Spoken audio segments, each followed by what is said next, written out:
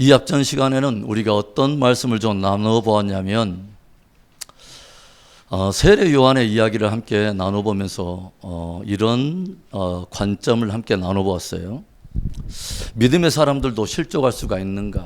우리가 세례 요한에 대해서 예수님께서 친히 인정하실 때 어떻게 인정하시냐면 세례 요한이야말로 여자가 낳은 자 중에 이보다 큰 자는 없다라고 예수님이 인정하시고, 그리고 그는 또한 오기로 한 메시아의 길을 예비하러 오는 자다. 그래서 광야에 외치는 자의 소리로서 이 땅 가운데 와서 또한 오기로 한 엘리야로서 저는 와서 예수 그리스도 즉 메시아의 길을 예비하러 오는 자다라고 말을 했다고 하는 거죠. 그래서 우리는 세례 요한만큼 주님의 마음속에 그렇게 흡족한 기쁨을 주었던 인물은 없을 거라고 하는 우리의 생각이 있습니다. 그런데 어느 날 세례 요한이 감옥에 갇힌 가운데 제자 하나를 보내가지고 무엇을 묻냐면 오시기로 한 이가 당신입니까? 라고 묻더라고 하는 것이죠. 그러니까 뭔가 세례 요한의 마음속에 어떤 주님의 메시아관에 대한 무엇인가 퀘스천이 찾아오기 시작했다고 하는 거죠. 이때 예수님께서 그 제자들에게 보냄받은 그 세례 요한의 제자들에게 너희들이 듣고 보는 바를 그대로 일러줘라. 그래서 맹인이 보고 안전뱅이가 걸어가며 또한 죽은 자가 살아나며 이런 많은 이야기를 들어주면서 주님이 아주 의미심장한 이야기를 들려주죠. 나로 인하여 실족치 아니하는 자는 복이 있다.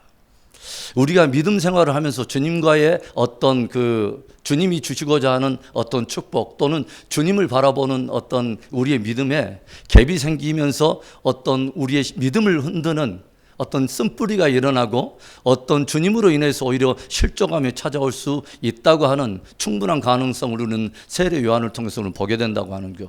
왜 세례 요한이 그런 관점에 어떤 실족의 위기가 찾아왔을까요?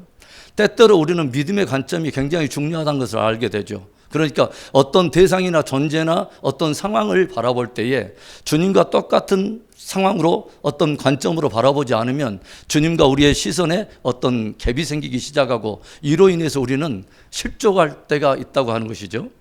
그리고 어떨 때 우리에게 또한 실족이 찾아오냐면 이런 상황이죠. 그러니까 제3자적인 입장에서 세례 요한의 사건을 바라볼 때에 정말 주님이 그토록 사랑하시고 주님이 그렇게 인정하시는 바로 그 존재를 주님은 분명히 전능하신 하나님이고 그가 사랑하시는 이에 대해서 지금 충분히 그를 감옥에서 빼낼 수도 있고 초자연적인 능력을 베풀어서 그에게 어떤 능력을 베풀어서 그를 구원하실 수도 있음에도 불구하고 주님은 구원해내지 않는다고 하는 거죠. 그래서 우리는 주님께 실족하는 어떤 때가 대부분 어떨 때냐면 주님이 하실 일을 하실 때가 아니라 하실 수 있음에도 불구하고 하지 않을 때, 때때로는 그 주님이 하시는 일이 때때로는 지연될 때 어떤 일들에 대해서 우리의 관점과 주님의 관점이 뭐냐면 왜곡되고 갭이 일어날 때 우리는 주님으로 인해서 우리는 실족감이 찾아올 수가 있다고 하는 것이죠. 여러분과 저도 충분히 이런 어떤 상황 속에 충분히 들어갈 수 있다고 하는 것이죠. 왜 주님은 나를 사랑한다고 말해놓고 십자가에 아들을 내주기까지 그렇게 사랑한다고 하는 나에게 지금 현실적으로 당한 이 문제를 왜 직접 지금 풀어주시지 않는가? 왜 그런 구원을 해주시지 않는가? 저렇게 사랑하는 바로 저분 헌신했던 정말 타의 추종을 바라보는 그렇게 신실한 권사님, 그렇게 신실한 장로님, 그렇게 거룩한 주의 종이 고난당하고 병들어 있는데 그를 살려내지 않는가? 이런 것들에 대해서 우리는 때때로 퀘스천을 가지고 주님과의 어떤 바라보는 주님으로 인해서 실족하는 어떤 그런 위기가 찾아올 때가 있다고 하는 거죠. 그래서 우리의 신앙 속에 이 최고의 어떤 딜레마, 이런 모순처럼 보이는 잘 풀리지 않은 이것에 대한 문제로 우리가 방황하고 우리의 마음속에 흔들릴 때 주님은 우리의 시선과 마음을 이끌어서 인류의 역사 가운데 최대의 역설이며 최대의 딜레마의 한 사건으로 우리를 이끌어 가셔서 이 문제를 풀어 가십니다. 어떤 사건입니까? 바로 십자가라고 하는 사건입니다. 십자가는 정말 최고의 모순이며 이처럼 역설적인 것일 수 없죠. 그러니까 하나님께서 당신이 어떤 존재보다 가장 사랑하시는 바로 당신의 정말 그 아들, 그래서 세례 요한으로부터 세례를 받을 때, 그리고 변화산에서 제자들 가운데 나타나신 예수님의 영광에 대해서 하나님인 성부 하나님께서 친히 그 아들에 대해서 신적 증언을 뭐라고 말씀하십니까? 이는 내 사랑하는 아들이요 내 기뻐하는 자라. 주님이 정확히 하나님 아버지께서 친히 엄청난 어떤 우려 같은 음성으로 신적 증거로 들려주셨다고 하는 것이죠. 그런데 그 사랑하는 아들을 십자가에 내어주시는 이 엄청난 이 주님의 신적 딜레마, 이 엄청난 이해되지 않는 모순. 그래서 우리는 이 엄청난 어떤 그 풀리지 않는 이 수수께를 가지고 있을 때에 이사야서의 말씀을 가지고 우리는 함께 어떤 은혜를 나눠봤어요. 이사야서 53장 10절의 말씀을 다시 한번 찾아갑니다. 이사야서 53장 10절의 말씀. 이사야서 53장 10절의 말씀. 구약 성경 1034페이지죠.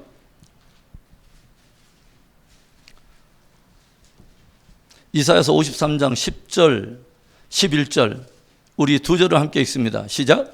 여호와께서 그에게 상함을 받게 하시기를 원하사 질고를 당하게 하셨은즉 그의 영혼을 속건제물로 드리게 이르면 그가 씨를 보게 되며 그의 날은 길 것이요 또 그의 손으로 여호와께서 기뻐하시는 뜻을 성취하리로다.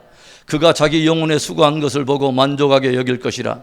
나의 의로운 종이 자기 지식으로 많은 사람을 의롭게 하며 또 그들의 죄악을 친히 담당하리로다. 여기에서 우리의 마음을 굉장히 감동하게 하는 한 표현이 있죠. 어떤 거냐면 여호와께서 그에게 상함을 받게 하시기를 원하사. 하나님이 원하셨다고 하는 거죠.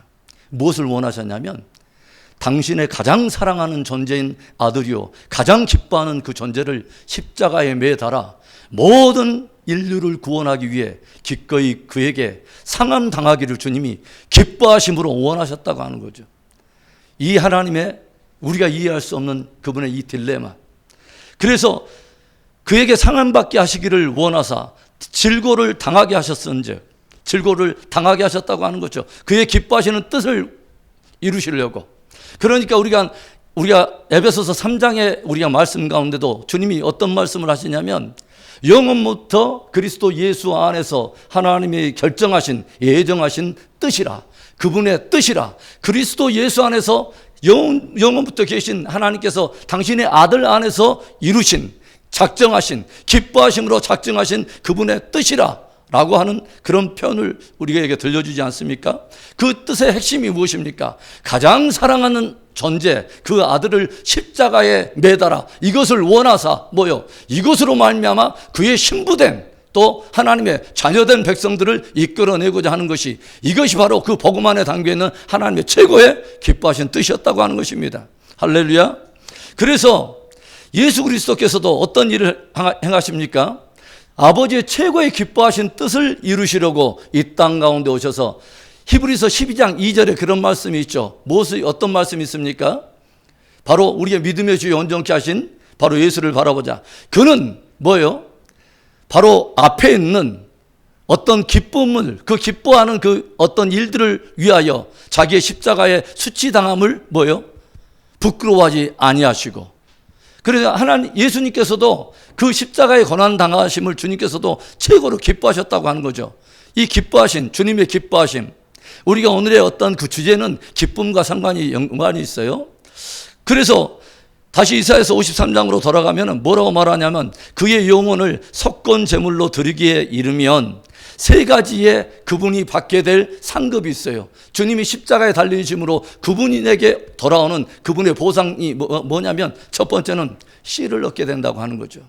씨를 얻게 될 것이며, 두 번째는 그의 날은 길 것이요 그분에게 영원한 나라가 주어지고 그분은 영원한 통치권을 갖게 된다고 하는 거죠. 그가 영혼의 속건제물로 인해서 얻게 된 그 씨들과 더불어서 영원한 통치권, 그의 나라를 이루게 될 것에 대한 말씀을 들려주면서 마지막에 또 하나의 그의 보상은 이겁니다.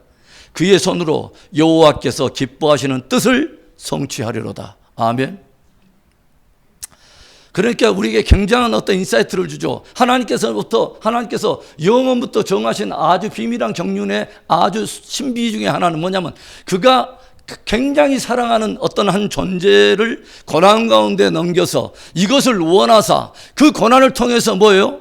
그 신부된 자들, 자녀들을 얻기로 주님은 작정하시고 그들을 그리스도와 그의 신부로 함께 연합케 하셔서 그들로 하여금 영원한 나라를 다스리기를 주님이 기뻐하셨다고 하는 것입니다. 할렐루야.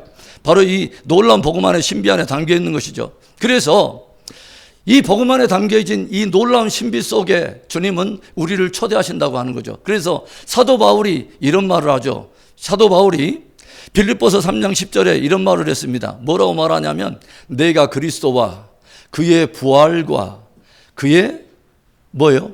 고난의 참여함을 알고자 하여 그의 죽으심을 본받아. 그러니까 뭐냐면 사도 바울이 무엇을 알려고 했냐면, 내가 그리스도와 또 뭐예요? 그의 부활과, 거기까지 끝이 아니라 그 뒤에 뭐냐면 그의 고난을 알고자 하여 뭐예요? 그의 죽으심을 본받았다고 하는 거죠. 그래서 사도 바울은 말합니다. 내가 예수 그리스도의 죽으심을 내 육체에 내가 항상 걸머지면 내 죽을 육체에 이제는 예수 생명이 드러나게 하려 하심이라. 무엇을 말합니까? 내가 이제는 뭐냐면 날마다 나를 쳐서 그리스도의 말씀 앞에, 그리스도의 그 복음 앞에 나를 쳐서 계속 복종하여 내가 마치 죽음에 나를 내어준 것과 같이, 내 영혼을 석권제물에 드린 것 같이 내가 철저하게 그리스도의 말씀 앞에 나를 쳐서 제물로 드리는 것은 죽을 나의 육체를 통해서 이제는 내가 드러난 것이 아니라 내 안에 부활하신 예수 생명이 많은 사람 가운데 드러나기를 사도 바울은 원했다고 하는 것입니다. 할렐루야. 그래서 가장 사랑하는 자의 고난을 통해서 영원히 돌아올 것을 주님이 정하신 바로 그 주님의 놀라운 그 구속사의 안에 있는 고통의 신학을 사도 바울은 이해하기 시작했다고 하는 것이죠. 그래서 사도 바울이 또 어떤 고백을 합니까? 골로새서 1장 24절에 놀라운 말씀이죠. 내가 너희를 위해 받는 고난을 기뻐하고, 기쁨이란 단어가 나와요. 그러니까 내가 너희를 위해서 당하는 고난을 어거지로 하는 것이 아니라 내가 너희를 위하여 당하는 고난을 내가 기뻐하고, 그 다음에 무슨 말 합니까? 그의 몸된 교회를 위하여, 그의 몸된 교회를 위하여 그리스도의 남은 고난을 내 육체에 채우노라. 얼마나 멋진 말입니까, 여러분? 십자가 안에 담겨있는 놀라운 그분의 신비의 경륜, 이것을 이해한 사도 바울은 그렇구나, 하나님께서는 가장 사랑하는 존재를, 아들을 십자가에 달아 바로 영혼의 씨로 나를 구속하셨고 그분과 함께 영원한 장구한 나로 하여금 주시며 그분의 영원한 기뻐하신 뜻을 또 이루기 위하여 아들뿐만 아니라 그의 자녀된 우리들을, 신부에 함께 신랑과 함께 연합된 우리들을 동일한 그리스도의 고난에 함께 초대하고 있구나 하는 것을 알았다는 것이죠. 그래서 그 그리스도의 고난에 참여하는 걸, 너희를 위하여 받는 고난을 내가 기꺼이 주님이 기뻐하셨듯이 주님이 그것을 수치와 아픔으로 그렇게 굉장히 부끄럽게 여긴 것이 아니라 그가 장차 후에 얻게 될 그 기쁨을 위하여 그 수치를 부끄럽게 여기지 아니한 것처럼 내가 너희를 위하여 받는 고난을 내가 기뻐하고, 그리고 뭐예요? 그리스도의 몸된 교회를 위하여 그의 남은 고난을 내 육체에 채우노라. 저는 우리 귀한 성도들의 마음속에 주를 위한 헌신과 주님을 향한 어떤 열정의 어떤 헌신들이 기쁨에서 나오는 거룩한 은혜가 있기를 바랍니다. 그리스도의 사랑이 내 안에 기름 부음 받아서 그와 함께 참여한다고 하는 것의 그 의미를 알기 때문에 그와 함께 한 멍에를 쥐고 한 멍에를 주고 그분과 함께 그리스도의 길을 걸어가는, 기쁨으로 걸어가는 멋진 저와 여러분들 되시기를 주의 이름을 축원합니다. 오늘 이 패러그래프를 제가 한번 읽어보겠습니다. 우리들이 처절한 실패를 경험할 때에 주님은 그 자리에 찾아오셔서 당신의 온전한 사랑과 은혜를 우리 안에 새겨주십니다. 그때 우리는 그분이 우리를 조건 없이 사랑하신다는 것을 진심으로 믿게 됩니다. 무슨 말입니까? 우리가 철저하게 실패할 때, 우리 어떤 열정의 어떤 그 모든 것들이 실패의 궁지에, 절정에 이르러 가지고 도저히 내 어떤 것에서는 어떤 무엇을 할 수 있을 만한 열정이 다 사그러진 바로 그 자리에, 나도 나를 용서할 수 없을 만한 그 좌절의 그 끝에서 주님은 찾아오실 때가 있다고 하는 거죠. 그렇다면 그분은 우리를 어떤 조건을 가지고 우리를 찾아오시는 분이 아니라는 것을 알게 된다고 하는 것입니다. 성공했을 때, 어떤 잘 나갈 때, 형통할 때가 아니라 그럴 때라도 주님이 우리를 찾아오셨다면 그분은 저와 여러분의 외적 조건이나 어떤 것을 보고 우리를 찾아오시고 우리를 부르시고 택하시는 분이 아니라는 것을 철저하게 우리가 알아야 된다고 하는 거죠. 그리고 무엇을 말합니까? 우리 스스로 전혀 내세울 수 있는 어떤 성공을 전혀 거두지 못한 바로 그 텅 빈 그물에 밤새 내가 수고하여 던진 모든 것이 허탕치고 경험의 밑바닥을 치고 내가 가지고 있다고 하는 내 전공 분야라고 생각했는 바로 바다에 대한 모든 지식이 밑바닥을 치고 있는 바로 그곳에, 그 자리에, 텅 빈 그늘에, 그 그물에 주님은 찾아오셔서 깊은 곳에 그물을 던지라 하시더니 결코 이제는 실패할 수 없는, 실패하지 않는 그분의 사랑으로 우리를 채워가신다고 하는 것이죠.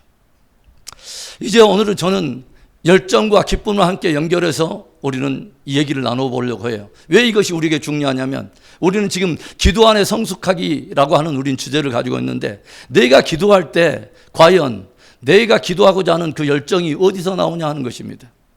두려움에서 나온 열정이라면 그것은 한계가 있을 것이고 절대 즐거움, 기쁨의 어떤 친밀함에 분명히 교제가 될 수 없을 것입니다. 그렇다면 만약에 우리가 기도 안에서 기쁨으로 그의 열정으로 헌신해 갈 수 있다면 그것은 말 그대로 친밀함에서 그 중보의 깊이가 더해갈 것이고 그 친밀함의 권위 속에서 주님은 응답하실 것입니다. 할렐루야.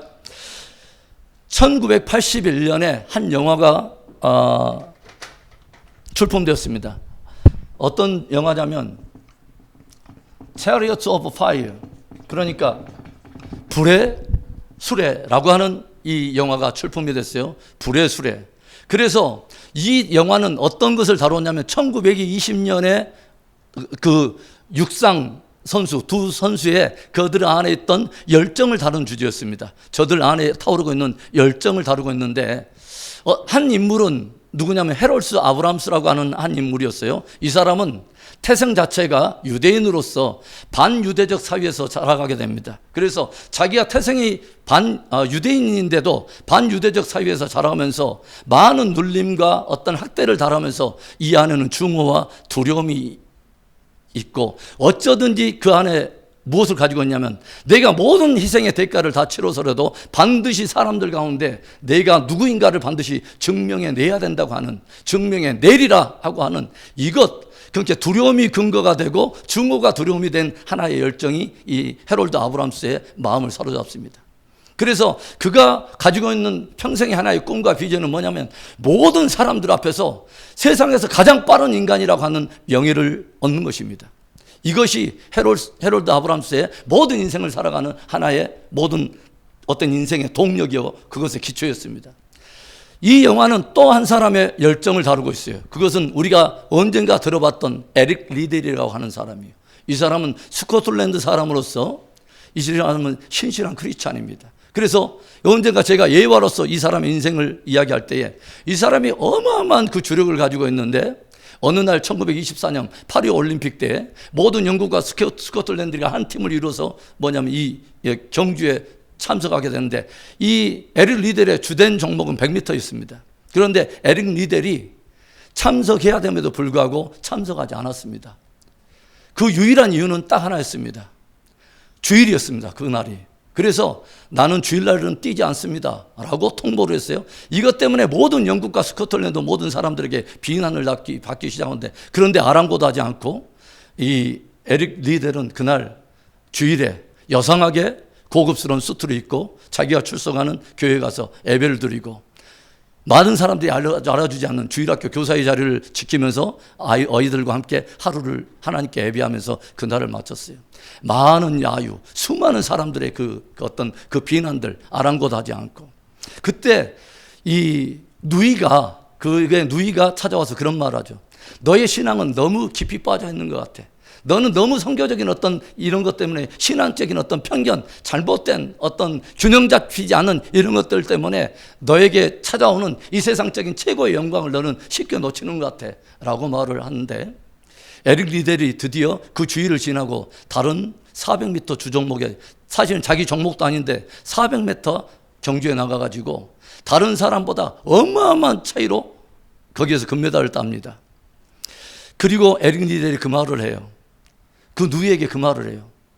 나는 내 안에 하나님이 내 안에 심으신 거룩한 기쁨이 있기 때문에 그분이 내 안에 두신 결코 변할 수 없는, 결코 쇠하거나 마를 수 없는 그분이 내 안에 두신 기쁨이 있기 때문에 그분으로 인한 기쁨이 있기 때문에 그분이 그리스도 안에서 나를 기뻐하는 그 기쁨의 뿌리를 두고 있는 내 안에 그 기쁨의 열정이 나를 달리게 하기 때문에 나는 결코 지치지 않아 라고 고백을 합니다. 그리고 우리가 잘 알듯이 에릭 리델은 그 모든 영예를 이렇게 다 뒤로 하고 결국은 그 아버지의 뒤를 위해서 중국 선교사로 헌신해 가지고 모든 사람들이 다 철수하고 그 2차 대전이 막 그 진행되는 그 가운데 그 노동자들과 함께 감옥에 수감되어 가지고 결국은 뇌질환이 와 가지고 결국은 감옥 안에서 순교를 당하는 이야기로 끝을 마칩니다.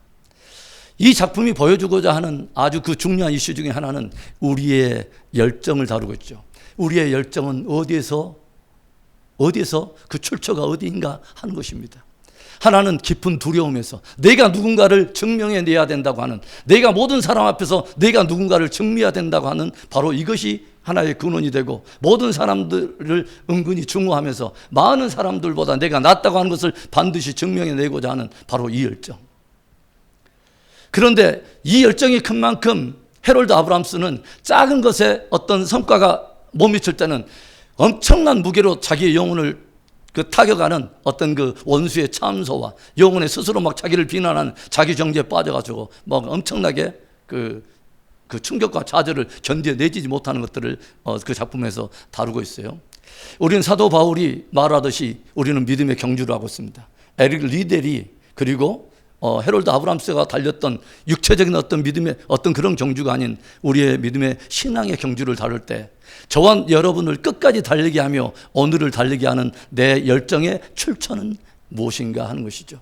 내 열정의 출처가 많은 사람들 앞에 내가 누구인가를 증명해내기 위해서 주님 앞에서 내가 얼마만큼 위대한 사람인가, 주님을 향한 사랑이, 내 안에 있는 사랑이 주님 얼마나 위대한가를, 다른 사람보다 내가 얼마나 사랑하는가를 내가 증명하기 위해서 내가 이런 것들을 증명해 보이고, 다른 사람보다는 차원이 다른 헌신인 것을 내가 증명해 보이고자 하는 어떤 잘못된 근거가 동기가 돼가지고 나오는 열정인가, 아니면 아예 주님께서 그리스도의 예수 안에서, 주님께서 그리스도 예수 안에서 기뻐하신 그분이 정하신 그 나의 가치와 나의 정체성, 그분이 정해버리신, 그분이 기뻐하신 그분이 기뻐함의 출처가 내가 증명해내는 어떤 것이 아니라 그리스도 예수 안에서 그 아들의 핏값으로 우리를 바라보시는 그분의 변할 수 없는 그 사랑에, 그분의 기뻐함에 근거를 두고 있는 그 열정인가? 저와 여러분 안에 오늘 이 밤에 다시 한번 그리스도 예수 안에서 그분이 나에게 정하신 나의 가치, 나의 영광, 변할 수 없도록, 그래서 사람의 모든 공로와 이런 모든 것이 없이 그분의 삼위 하나님 안에서 모두 다 그분이 계획하시고 아들 안에서 성취하시고 성령이 보장해 버리시는 완전한 그 구원의 영광, 완전한 그 정체성의 거룩한 은혜의 회복이 일어나기를 주의 이름으로 축원합니다. 내 열정의 그 동기는 어디서 출발하고 있는가? 그래서 우리가 에베소서의 말씀에 어떤 말이 있냐면, 너희가 그래서 그리스도 예수 안에서 그를 믿음으로 말미암아 담대함과 확신 가운데 나아갈지라. 담대함과 확신 가운데 나아갈지라. 여러분, 담대함이라고 하는 단어가 있어요. 이건 헬라어로 파레시아라고 하는 단어입니다. 파레시아라고 하는 이 단어는 어떤 뜻을 가지고 있냐면, 이것은 두려움 없이 자신을 온전히 드러낼 수 있는 그런 확신을 말하는 것입니다. 그것은 무엇을 말하냐면, 나에게서 어떤 나의 말을 듣는 그 사람이 나를 온전히 받아들일 것에 대한 확신의 기초에서 내 모든 것을 기꺼이 내어놓을 수 있는, 모든 것을 드러낼 수 있는 그 확신을 담대함이라고 말하는 것이죠. 놀랍게도 이 파레시아와 비슷한 단어 하나가 있는데, 파라클레토스, 성령이라고 하는 말입니다. 성령이 우리 가운데 임할 때 가장 은혜로 다가오시는 것은 뭐냐면, 우리를 진리 안에 자유케 하셔서, 복음 안에서 진리로 자유케 하셔서 우리로 하여금 무엇을 하게 만들려면 아버지 앞에 뭐요? 담대함으로 나가게 한다는 것입니다. 할렐루야. 예수 그리스도의 복음 안에 있는 그 정체성, 그분이 확증하신 하나님의 영과 그리스도의 영이 우리 안에 임하면 무엇을 말하면, 우리의 모든 수치와 연약함, 실패 궁지에 있는 우리일지라도 그것에 상관없이 우리를 복음 안에서 완전하게 해버리시고 그분이 완전하게 하실 그분을 신뢰하는 그 사랑 안에서 우리로 하여금 다시 한번 하나님 앞에 담대히 나아가 은혜를 구하도록 만든다고 하는 것입니다. 할렐루야. 그러면 이런 이야기들을 우리가 한 사람의 어떤 생애를 통해서 우리 한번 좀 접근해 보기를 원해요. 베드로의 생애를 우리가 한번 접근해 보기를 원합니다. 성경에서 베드로만큼 참 특별한 존재가 없다는 생각을 해봐요. 우리가 예수님께서 하도 성질이 급하니까 우리의 아들들이라고 아주 별명을 붙여준 사람이 있죠. 누구죠? 야고보와 요한. 그러죠. 보아너게 너희는 우리의 아들들이야. 얼마나 성질이 급합니까? 막 사마리아에 막 가가지고 사람들이 환영하지 않으니까 주님 하늘에서 불을 내려갖고 우리가 저들을 꼬실라 버릴까요? 하면서 어마어마한 뭐예요? 그 불같은 막 어떤 다혈질 어떤 이걸 내는데 우리 베드로 형님도 만만치 않습니다. 그러죠. 이 희비 곡선이 그리고 영성의 기복이 얼마나 하여간 중구난방이든지 그럼에도 불구하고 성경에 주님이 베드로를 대하시는 그 한결같은 베드로에 대한 우정, 한결같은 그분의 반응을 보면 그 자리에서 우리는 무엇을 얻게 되냐면 나 같은 사람도 받아줄 수 있는 하나님이라고 하는 나의 자리에 대한 안전함과 어떤 확신을 얻게 된다고 하는 것입니다. 할렐루야. 여러분 예수님과 베드로의 첫 만남이 어딘지 아십니까? 갈릴리 게네사렛 호숫가에서 바로 어디냐면 사복음서가 함께 사건적으로 서로 편집되어 있기 때문에 그렇지만 제일 첫 사건은 어디서 일어나냐면 바로 밤새도록 그물을 던져가지고 텅 빈 그늘로 다시 돌아오던 바로 그때입니다. 내 모든 경험의 밑바닥, 내 지식의 밑바닥을 알았습니다. 내가 그 바다에 대해서는 빠꿈인 줄 알았는데 내 모든 것들이 다 나락으로 떨어져서 나는 아무것도 아니라는 사실을 알고 내 가지고 있었던 내 지지 기반과 내가 확신했었던 그 기초의 밑바닥을 철저하게 인식했던 바로 그 밤. 다시는 맞고 싶지 않은 내 그 실패의 밤에 주님께서 찾아오세요. 주님이 찾아오셔서 뭐라고 하냐면 그 빈 배 딱 오르시더니 뭐냐면 배를 조금 띄우거라 해놓고 모든 회중들에게 뭐냐면 해변의 복음을 다 증거한 후에 베드로에게 말을 합니다. 깊은 곳에 가서 그물을 내리라. 그러니까 베드로가 자기의 모든 경험과 이 모든 것을 다 밑바닥을 봤음에도 불구하고 마음속에는 사실은 순종하러 나갔지만 마음속에서는 사실은 아주 부드러운 마음으로 나간 것 같지는 않죠. 그러니까 뭐냐면 일말에 또 마음속에는 뭐냐면 내가 실패는 했지만 이 존재가 이 사람이 뭐 어떤 사람이고 한데 내가 그동안에 갈릴리에서 살아온 경험이 그래도 있고 어떤 나름대로 그 경험 어떤 지식들이 있는데 이 사람이 많은 사람에게 진리는 정했는지는 모르지만 이 존재가 도대체 무엇을 한다고 나에게 깊은 곳에 그물을 던지라. 마음속에 속에서 쓴뿌리도 나왔을 것이고 마음속에 절대로 좋은 태도로 말한 것 같지는 않아요. 예. 그럼에도 불구하고 내 말씀에 의지하여 그물을 내리리라 나갔습니다. 그리고 그날 저녁에 어떤 일이 일어나냐면 그물을 올리는데 어마어마한 수주예요. 그러니까 베드로가 자기의 경험과 모든 지금까지 이 갈릴리 바다에서 지금까지 살아온 모든 인생 일대의 모든 사건 중에 최고의 만선을 경험하면서 한 배로는 도저히 안 되니까 다른 건너편 친구들의 배까지 돼갖고 2배 만선을 이렇게 취해가지고 이렇게 돌아오게 되는데 이때 일이 있자마자 성경에서는 이 사복음서가 편집되는 그 상황 속에서 베드로가 무엇을 고백하면 주여 나는 죄인으로소이다. 나를 떠나소서라고 말해요. 베드로가 무엇을 느꼈을까요?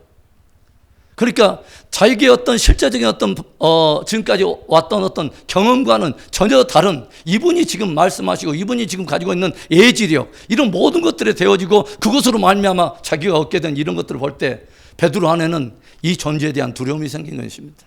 그러니까 뭐냐면 내 깊은 수치와 내 삶의 모든 것 그러니까 바다의 어떤 물결과 모든 고기들의 모든 어떤 이 어리의 흐름까지도 정확히 알고 이 모든 것들을 알고 계시는 이 주님이 혹시 이 주님이라면 이 주님이 이렇게 어마어마한 이 2배 가득 차도록 찢어질도록 이 배를 채우신 하나님이라면 간밤에 내가 겪었던 그 실패를 주님이 의도적으로 연출하지는 않았는가?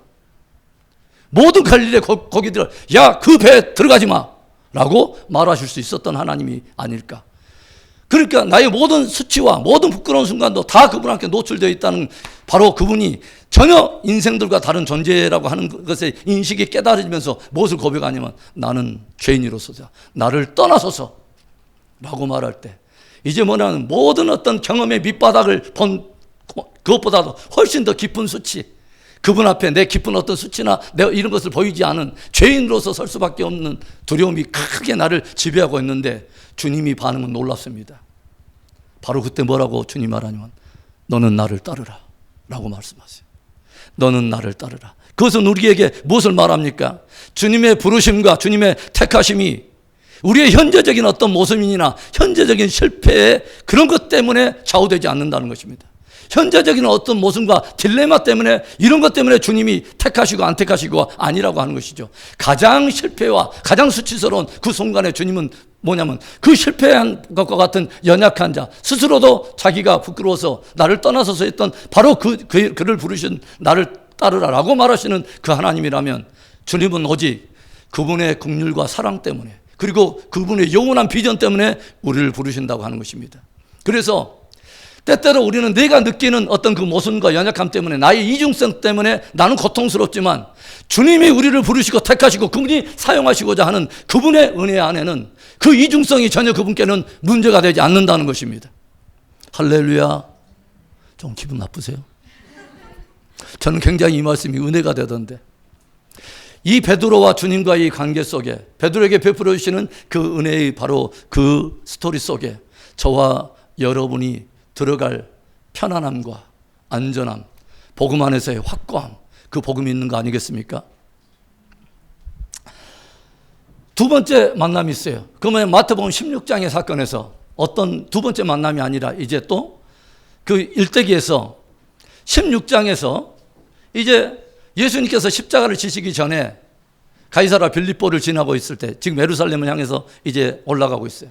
그동안의 모든 어떤 3년 만에 공생의 사역을 위해서 이것을 정리해 보면서 툭 던진 질문이 뭐라고 그랬죠? 사람들이 나를 누구라 하더냐? 그리고 말하면서 그러면 너희는 나를 누구라 하느냐? 오늘 저와 여러분이 모든 신앙생활을 하고 있는 이 모든 것은 바로 그분이 말씀하시는 이 질문에 대한 대답입니다. 너는 나를 누구라 하느냐? 라고 하는 질문님의 질문에 대해서 주님은 선생입니다 라고 하면 선생 수준으로 우리는 그분을 따라갈 것이고 주님은 선지자입니다 라고 하면 선지자 수준으로 그분을 따라갈 것이고 말 그대로 주는 그리스도시요 살아계신 하나님의 아들입니다 라고 고백이 내 안에 있으면 그 주님으로 우리 그분을 예배할 것입니다. 할렐루야. 그래서 너무도 중요한 질문이죠. 너희는 나를 누구라 하느냐? 이때 베드로가 툭 무엇을 말합니까? 주는 그리스도시요 살아계신 하나님의 아들입니다. 놀라운 대답을 하죠. 근데 주님이 분명히 깨우쳐 주셔요. 뭐라고 하냐면 바요나 시몬아 참으로 네가 복이 있어. 그런데 이것은 네가 혈과 육으로 이해할 수 있는 것이 아니야. 너의 지식에서 나올 수 있는 것이 아니야. 이것은 뭐냐면 하나님의 아버지의 영이 너에게 주신 계시의 선물인 거야. 할렐루야. 저와 여러분에게 계시의 선물이 임하기를 원합니다. 할렐루야. 계시의 선물이 임해야 어떤 상황이나 존재나 모든 역사를 바라보는 관점이 주님의 관점으로 바라보고 깨우쳐지기 시작할 때 우리는 거기에 대한 내 믿음을 볼 수 있는 것입니다. 굉장히 중요한 거죠. 그래서 주는 그리스도시요 살아계신 하나님의 아들입니다 라고 고백했을 때 시몬아 복이 있어. 그런데 너의 지식에서 난 것이 아니라 아버지의 영으로 네가 얻게 된 계시의 선물이야. 그게 사도 바울도 말하잖아요. 뭐냐면 우리 주 예수 그리스도의 하나님 아버지께서 너희에게 지혜와 계시의 영을 주사 너희로 하나님을 깊이 알게 하여 주시고 우리 스스로 인간적인 지식과 내 아무리 톡박으로 내 모든 연구로 하나님을 알 자가 없습니다. 그래서 오직 하나님을 알 수 있는 어떤 그 은혜는 뭐냐면 하나님이 당신을 우리에게 드러내주시는 계시의 선물이 임할 때만 우리는 그분을 드러내 주신 만큼 우리는 그분을 알 수 있는 것입니다. 할렐루야. 그래서 계시의 선물이 최고인 것이죠. 예수님이 누구인가를 알기 시작했다고 하는 거죠. 그분을 알기 시작하면 아는 만큼 사랑하게 되고 사랑하는 만큼 그분을 예배하게 되고 예배하는 만큼 그분을 따라가게 된다는 것이죠. 할렐루야. 그분을 안다는 것이 얼마나 소중한 일인지 몰라요. 제가 늘 기도해요. 최고의 핵심 기도가 나는 사도 바울의 기도를 잡고 여러분을 축복합니다. 하나님, 지혜와 계시의 영을 주소서. 우리 모든 성도들이 그 어떤 사람보다 주님을 깊이 알게 하여 주옵소서. 그리고 부르심의 소망을 알게 하여 주시고 부르심의 소망을 알아야 내가 어떤 부르심을 받고 있는 걸 알아야 그 부르심에 반응하면서 살 수 있지 않겠어요? 그것을 모르니까 인생을 낭비하는 거 아니겠어요? 그것을 모르니까 주님의 관점과 동나고 개빈하고 어떤 실족할 만한 쓴뿌리가 나가지고 곁길로 가는 거 아닙니까? 부르심의 소망을 알게 하여 주시고, 뭐요? 그 다음에 그리스도 예수 안에서 우리가 얻게 될 기업의 풍성함을 알게 하시고, 미래적 영광이 도대체 무엇이 약속되어 있는가를 내가 알아야, 와, 그것과 수준이 내가 지금 붙들고 있는 어떤 이런 그림자적인 잘못된 어떤 현세적인 잘못된 가치에 무게를 뒀던 이 모든 것들은 허용할 수 없는 이 미래적 영광이 무엇인가를 알아야 기업의 풍성함을 내가 알게 하여 주옵소서. 그리고 뭐예요? 오늘도 내 안에 역사하사 내 안에 역사하신 능력의 힘이 큰 것이 어떠한 것인 것을 알게 하여 주옵소서. 얼마나 중요한 말씀입니까? 그래서 이 일에 대해서 이 계시가 딱 열릴 때 이제 바요나 시몬이 마음이 막 업데이트하지 않습니까? 언제나 하나님의 계시가 오니까 너무 막 충만한 거예요. 그러니까 뭐냐면 막 엄청난 충만한 계시가 임해까지 나는 이제 거의 이제 신적 수준의 어떤 계시를 얻은 것처럼 확 뛰다가 뭐냐면 온전한 계시에 걸맞지 않는 뭐냐면 성숙하지 못한 열정으로 확 덤비다가 뭐냐면 주님 앞에서 홍군형을 나죠. 가장 극단의 어떤 최첨단의 칭찬을 받다가 곤두박힙니다. 뭐요? 이때로부터 주님이 무엇을 말씀하냐면 인자가 고난에 넘겨져야 한다는 아까침에 하나님의 경륜 중의 핵심, 그가 고난에 넘겨줌을 주님이 원하셨던 바로 하나님이 기뻐하시는 최고의 그 십자가의 고난, 바로 그것을 향해서 넘겨져야 돼. 그게 초림의 바로 나의 몫이야 라고 말한 것이죠. 주님은 이 계시가 저들 안에서 풀어지기 전까지는 이 말씀을 하지 않았어요. 성경을 여러분 보세요. 뭐라고 하냐면 이때로부터 주님께서 당신이 당할 예루살렘에 올라와서 고난당할 것을 그때로부터 제자들에게 말하시고 가르치셨다는 말씀이 있습니까? 이때까지 주님은 기다렸던 거죠. 그래서 마치 그 계시가 풀리자 딱 말했더니 분위기가 업데이트가 된 이 시몬 베드로가 뭘 말합니까? 주여, 절대로 그러시면 안 됩니다. 절대로 그런 일이 일어나면 안 됩니다 라고 말하다가 주님께 크게 한 방 먹죠. 사단아, 내 뒤로 물러가라. 뭐라고 하냐면 네가 하나님 일을 생각지 아니하고 도리어 사람의 일을 생각하는도다. 그러면서도 우리는 한때 좋은 계시를 속에서 주님께 칭찬을 받았고 한때 나락에 떨어져 사단이 되어버린 이 베드로의 이 불완전한 모습임에도 불구하고 여전히 주님은 그를 함께 동역자로 삼으시고 이제는 그들을 어디에 또 계시로 들어가면 마태복음 17장에 변화산의 영광으로 보여주잖아요. 우리들은 지금 무엇을 봐야 되냐면 끊임없이 베드로의 어떤 그 열정, 자기 안에 많은 사람보다 훨씬 더 뭐냐면 우위에 있다고 하는 것, 그것을 증명해 보이려 하는 무엇인가, 사람들 앞에서 무엇인가 내가 누구인가를 증명함으로 주님을 쫓아가고자 하는 나의 어떠한 것에 대한 어떤 그 열정의 기초로 대한 그런 열정을 가지고 주님을 쫓아가다가 계속 어떨 때는 높이 올랐다가 한때는 곤두박질해가는 베드로의 실패의 어떤 모습을 본다는 것이죠. 또 하나를 우리가 또 보겠습니다. 무엇을 보냐면 성만찬의 사건을 보는데, 여러분 요한복음 13장에 보면은 성만찬의 사건이 있죠. 그러죠? 그래서 예수님께서 장차 후에 있게 될 십자가의 거룩한 그 일들을 그 예시가 안에서, 그래서 떡과 포도주에서 뜀바된, 그래서 떡이 뜀바되고 찢어지는 것처럼 자기 육체가 찢어지며 그 몸에서 흘러나온 피가 언약의 새로운 피가 되어서 모든 이것을 먹는 자마다 영생할 것에 대한 귀한 복음을 성만찬에 담아서 이것을 예식으로 담았어요.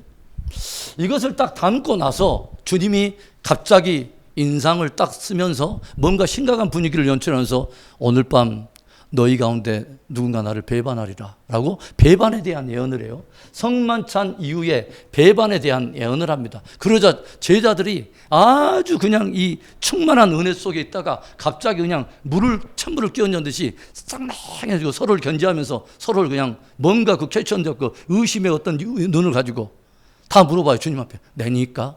납니까? 막 그렇게 하고 있을 때 주님이 말씀하시죠. 어떤 자가 나를 배반하게 된다 라고 말하고, 뭐냐면 오늘 이 밤에 지나고 나면 뭐냐면 너희들은 뿔뿔이 나를 흩어지고 배반하게 된다 라고 말할 때 또 이 베드로가 또 나서지 않습니까? 모든 사람이 다 주를 다 배반할지언정 나는 절대로 배반하지 않습니다. 주님 나 모르세요? 주님 내 열정 아시잖아요. 한 번 한다면 나는 하는 사람이잖아요. 주님 하면서 주님 막 설득시켜갖고 내가 얼마만큼 사랑하는가를 그 열정을 보이고 확증하려고 하는. 그래가지고 그 일이 막 일어나는데 주님께서 말씀하세요. 바요나 시몬아, 네가 이 모든 사람들보다 너의 사랑이 온전한 것처럼, 그리고 너의 열정은 완벽한 것처럼 지금 나한테 이야기하는데, 네가 이 모든 사람들보다 가장 처절하게 가장 비참한 모습으로 너는 나를 배반할 것이고, 너는 실패의 궁지에 몰리게 되고 좌절의 밑바닥을 치게 될 거야. 그러니까 베드로가 더 노발대발하면서 절대로 나는 그런 일이 없으니까 모든 사람이 다 버리고 죽을지언정, 그 표현을 썼어요. 마가복음 보면 죽을지언정 나는 주를 떠나지 않겠나이다. 이 죽을지언정 떠나지 않겠나이다, 이 죽을지언정은 하겠나이다 하고는 이 강한 의지를 담고 있는 표현은 언제만 성경에 나오냐면, 우리의 요구하는 바보다 훨씬 뛰어난 능력으로 우리를 당신의 능력으로 공급하시는 하나님의 능력을 말할 때만 이 표현이 나와요. 그렇게 뭐냐면, 내 사랑은 주님 완전한 것입니다. 주님을 향해서 열정은 완벽한 것입니다. 주여, 이 사람들의 열정과 나를 데리려고 그러십니까? 주여, 내가 어떻게 주님을 내가 배반하되, 말도 안 되는 소리입니다 라고 말할 때 주님이, 너는 오늘 이 밤에 닭이 울기 전에 나를 3번이나 나를 부인하게 돼 라고 말하고, 잠시 후에 놀라운 사건이 일어납니다. 어떤 사건이 일어나냐면 바로 그 사건이라면, 작은 소자 계집 종이 찾아와가지고 너도 갈릴리 사람이지, 그와 한 표지라고 하는 말 앞에 여지없이 무너져버리는 그 베드로, 그의 열정을 한때 보이려고 그랬어요. 언제 보이려고 그랬죠?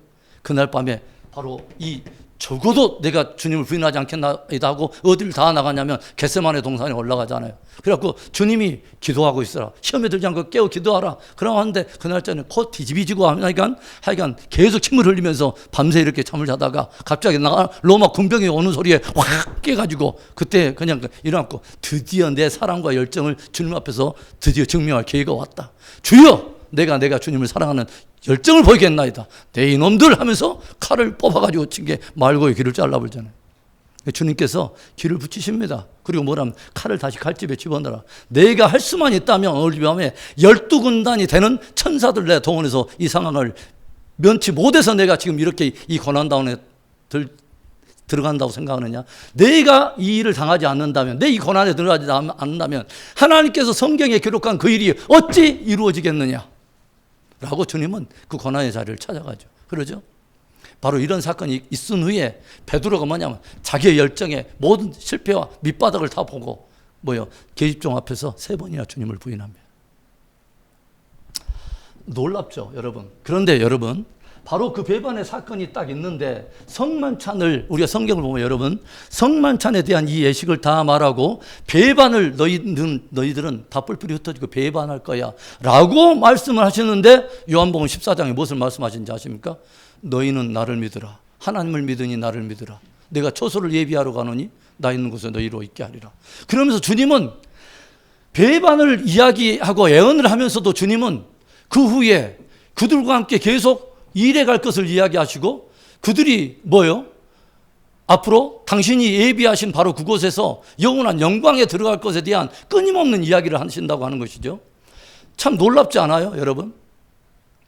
우리의 실패와 어떤 모순에 우리 스스로도 내가 가지고 있는 이중성 때문에 주님 앞에 나갈 수 없는 바로 그때 나를 따르라 하던 그 주님이 배반의 극치를 다루고, 그 배반할 수밖에 없는 바로 그 밑바닥을 치는 그 베드로에게, 이 제자들에게 너희는 하나님을 믿으니 나를 믿으라 라고 말씀하시면서 엄청난 이야기를 하시더라고요. 무엇을 말씀하는지 아세요?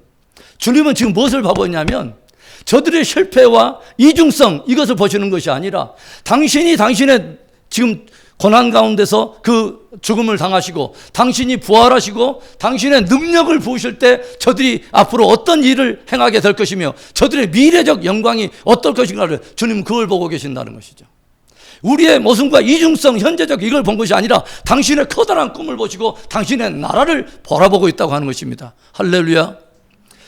우리에게 이런 관점이 굉장히 중요하다고 생각해요. 그래서 하나님께서 어떻게 바라보시기를 결정하셨는가, 그리스도 예수 안에서 우리에게 주시기로 한 복음, 그리고 복음 안에 있는 저와 여러분의 가치와 그 어떤 정체성, 저와 여러분의 가치와 정체성은 누구만 딱 정할 수 있냐면 하나님만 정할 수 있어요. 그런데 그리스도 안에서 저와 여러분이 어떠한 가치를 가지고 정체성을 가지고 있는가는 누구만이 말할 수 있냐면 하나님 그분만이 또한 말씀하실 수 있는 거예요. 할렐루야. 그래서 그리스도 예수 안에서 하나님이 그에게 고난을 당하사 기뻐하시면서 당신의 뜻을 정하신 바로 그 일을 예수님이 십자가를 이루실 때 이제는 그분의 뜻 안에서 저와 여러분을 흔쾌히 그분을 기뻐하셨던 그 기쁨으로 우리를 받아주시려고 복음을 복음되게 하셨다고 하는 것입니다. 할렐루야. 그래서 저와 여러분의 열정의 기초가 혹시나 하나님 앞에 내가 어떤 사람인가를 증명하기 위한 어떤 노력이라든가 사람들 앞에서 내 사랑이 내 헌신이 무엇인가 질과 격이 다르다고 하는 것을 증명해 보이라거나 이런 것들의 어떤 다소 두려움과 다소 어떤 이런 것들의 인간적인 의를 의지해서 나오는 거라면 그것은 빨리 무너져야 됩니다. 주님은 베드로와의 만남에서 베드로를 끊임없이 그 궁지에 몰아가시는 것이에요. 네의 어떤 실패 궁지, 너 스스로를 의지할 수 있는 그 밑바닥까지 철저하게 몰아가시고 베드로로 하여금 다시 뭘로 일어나게 해버리냐면 자기의 어떤 무엇이 근거가 되어서 일어난 그 열정 말고 복음 안에서 하나님이 나를 기뻐하시는 그분의 기쁨 안에 뿌리를 둔 그 열정으로 일어나도록 회복하신다는 것입니다. 할렐루야. 할렐루야. 그래서 여러분 보세요. 이제 이야기 서서 마칩니다. 이 사건이 딱 일어난데 드디어 어떤 일이 일어납니까? 뿔뿔이 흩어져 버리고 베드로는 이제는 제가 볼 때는 베드로는 거의 이 생각나면 치를 떨면서 자기 자신에 대해서 어떻게 보면 막 목 매달고 싶었을 거예요. 가룟 유다 얼마 전에 매달다가 뭐 하여간 그 내장 쫙 그냥 흐르면서 컴퓨터도 내장형이 있듯이 사람도 내장형이 있는데 쫙 흘러서 그렇게 죽었다는데 나도 그렇게 혹시 죽어야 되지 않나 라고 생각하면서 막 찾아라고 있는데 이때 대반전이 일어나죠. 갑자기 무덤에 찾아갔던 이 여자 제자들이 와가지고 뭐냐면 예수님이 부활하셨다는 거예요. 앞에 있는 돌이 막 굴러가지고 부활하셨다는 거예요. 막 최고의 충격의 기쁨과 최고의 충격의 이 두려움이 함께 밀려오는 거죠. 한꺼번에 충격의 기쁨 뭐냐면 그렇군요. 주님의 바로 진리가 이거였군요. 모든 소망도 약속도 다 끊어졌다고 생각하고 이제는 끝이 났다. 이게 모든 것이 다 진리는 이제는 더 이상 끝이 났구나 라고 생각했는데 주님이 부활로 인해서 주님이 모든 들었던 모든 말씀이 다 살아나 버린 거예요. 모든 것이 다 진리가 되어버린 거예요. 그러면서 뭐요? 충격적으로 이제 마음속에 서서 이러 나는 주님을 어떻게 만나야 돼? 부활하신 주님 앞에 서면 나는 어떻게 서야 되지? 라고 하는 자기 수치의 밑바닥을 쭉 걷고 주님과의 대면을 두려워하고 있다고 하는 거지. 한쪽에서는 거룩한 영광에 대한 기쁨인데 주님과의 만남에 이 수치를 가지고 있는데 어떤 일이 일어납니까?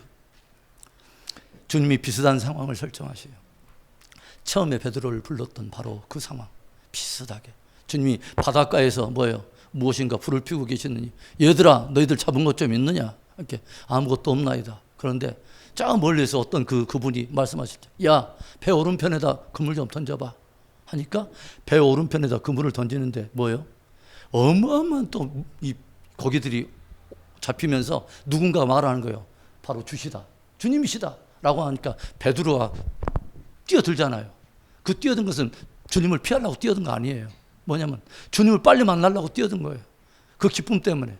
그러니까 다른 사람들은 베드로가 막 헤엄쳐 가고 있는데 한참 후에 와가지고 함께 거기에 쫄았는데 함께 식탁을 제하는 거기에 어색한 그 정적, 어색한 정적이 쫙 흐르는데 주님은 알고 계세요. 베드로 안에 무엇인가 깊은 좌절과 수치를 벗겨줘야 될, 해결해야 될 문제가 있다는 걸 아시고 주님은 먼저 탁 건드리세요. 뭘 말하죠? 바요나 시몬아, 네가 여기 있는 이 많은 사람들보다 주님 이 많은 사람보다 내 열정 모르세요?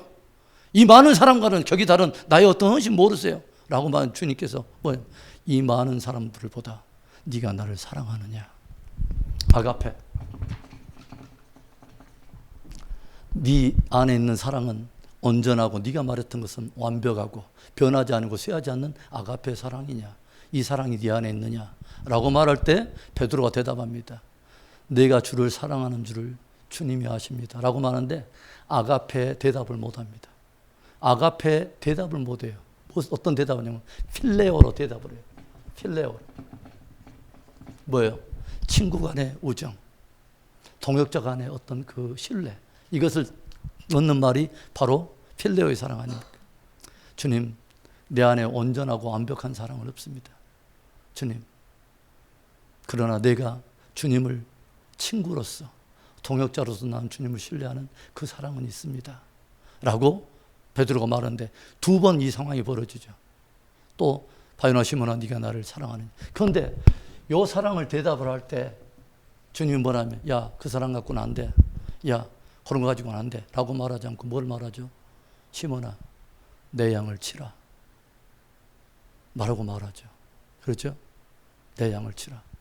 너의 사랑이 온전해서가 아니라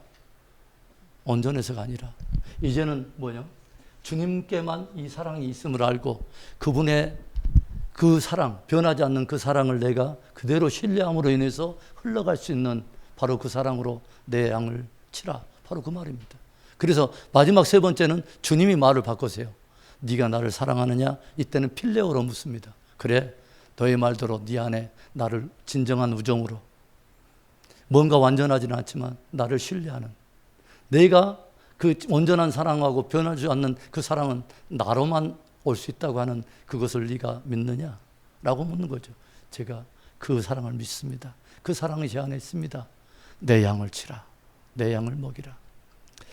하나님의 양은 사람이 치는 게 아니죠. 주님이 치시는 것입니다. 여호와가 목자이신 거죠. 주님이 목자이죠. 그러죠? 주님의 몸된 교도 마찬가지고요. 저와 여러분은 특별히 사람을 우상화하는 것을 우리는 조심해야 됩니다. 내 자신을 어떤 많은 사람들에 높이는 것도 조심해야 되지만 다른 어떤 사람들을 우상해서 그런 사람들을 추정해서 사람들 앞에서 인정받고 사람들에게서 어떤 무엇인가 나는 모든 사람들한테 내 모든 희생을 다해서 내가 누군가를 증명해내라는 그런 것이라든가 그 사람이 어떤 위대한 위치를 차지하고 있는 것에 대해서 더불어서 묻히면서 내가 나의 영생이 높다고 하는 것을 자랑하는 그런 일은 피해야 됩니다. 저와 여러분을 진실로 깊은 곳에 찾아와서 우리를 정말 그분이 기뻐하시는 그 기쁨에 기초한 기쁨을 주실 분은 오직 한 분입니다. 우리의 영혼의 목자가 되신 어린 양 되신 예수 그리스도 한 분이십니다. 저와 여러분이 어떤 일을 행하든 간에 정말 저와 여러분의 열정의 동기가 나로부터 나온 어떤 것이 아닌 하나님이 영원전부터 그리스도 예수 안에서 그분이 기뻐하심을 두고 원하셨던 바로 그 십자가의 은혜, 그리고 그분 안에 있는 저와 여러분을 어떻게 가치로 정체성으로 보시겠다고 평가하시겠다고 하는 그분이 정한 그분 안에 있는 그 기쁨, 그분이 말한 바로 그것이 우리 안에 우리를 움직이는 모든 동력이 되는 은혜가 있기를 주님의 이름으로 축원합니다.